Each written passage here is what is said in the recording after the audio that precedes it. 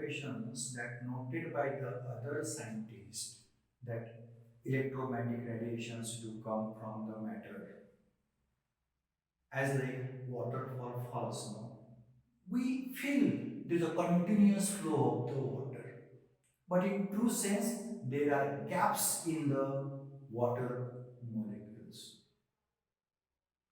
Likewise, what Planck thought, whatever the continuity in the radiation is considered, if we break the continuity, then if we make radiation in small parts, that he labeled those small part of the light as quanta.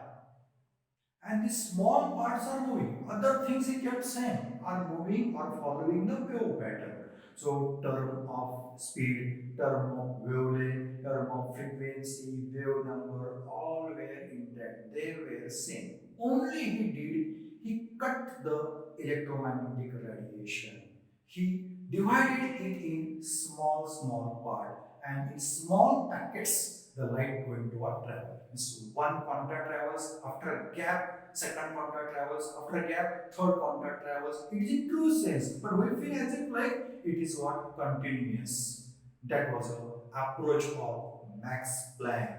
So Max Planck said light travels in small energy packets called quanta, and those packets are discrete, means separate from each other. It means between two packets there is what the gap. How can we divide the thing if it remains a particle, if there remain a string, if there remain a row or wire, we can cut that wire in different parts.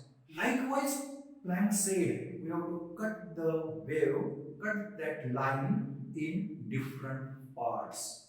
It is possible only if we consider matter, if we consider particulate form. That only Planck want to say. Don't think that wave has no matter.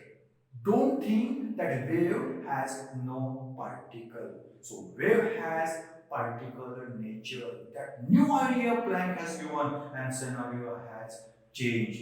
That is called as dual nature of light.